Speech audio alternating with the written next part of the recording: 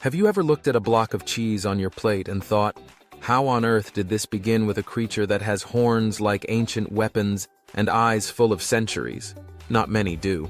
Most people see cheese as something from a shelf, wrapped in plastic, sitting quietly in a fridge.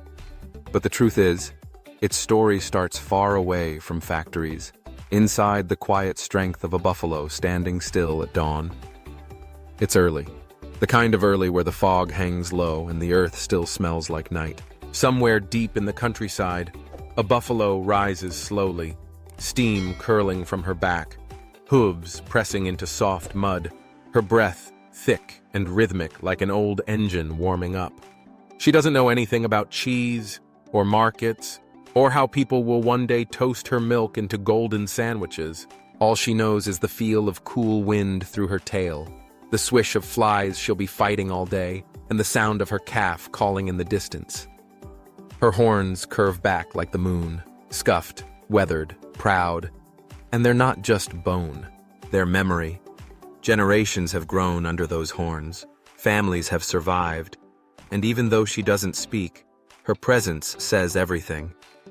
I am still here. And when the farmer approaches, his steps slow, his voice low, there's no alarm, no sudden movement. He's not a stranger. She knows him, maybe not by name, but by the way his hands have learned to move gently, by how his palms smell like feed and soil, not chemicals.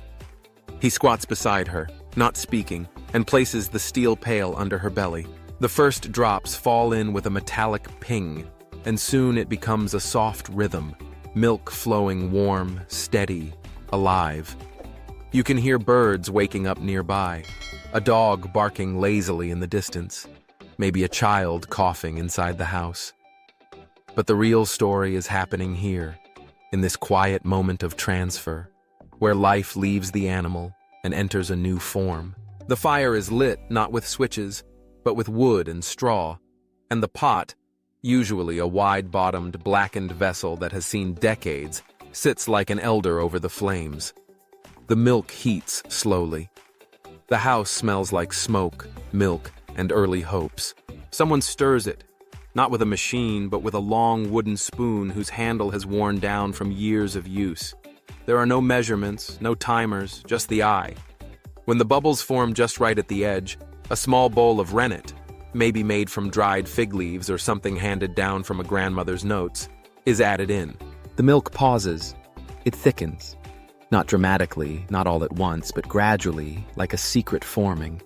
The curds appear, soft and trembling, and the whey, clear, yellowish, warm, slips out like water remembering its path.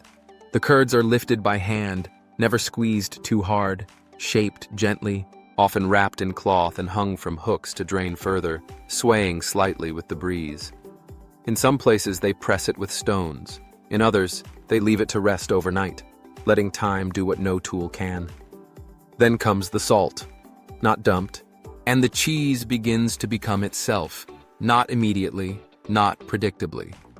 It forms a skin, a texture, a scent. Sometimes a fly gets too close, sometimes a corner cracks, but it's all part of the life it's living. Weeks go by. Someone checks it daily, not with gloves and goggles, but with fingers and nose, sniffing the rind, feeling the weight, whispering almost, like they're talking to something growing. And when it's finally ready, it's not factory cut or labeled. It's brought out, held up to the light. Maybe it's wiped with oil, maybe it's washed in brine, maybe it's just left as it is, imperfect, but real. And the taste? You can't describe it unless you've had it there, where it was made. It tastes like the buffalo's breath, like smoke from the kitchen, like the farmer's sweat, like rain that fell a week before. It's not just food. It's a place, a feeling, a moment preserved in milk. And behind it all, still outside, maybe now chewing cud under a neem tree, is the buffalo. Her horns don't shine. They're chipped, dark, a little dirty, but they're real. They've seen things. They've carried through storms, through droughts, through harvests. And when you take that bite of cheese, somewhere far from your kitchen, she's still standing there, watching, breathing. Part of a process she never chose but helped build all the same. She won't get applause. She won't be on the label. But without her, there's nothing. No beginning, no story, no transformation.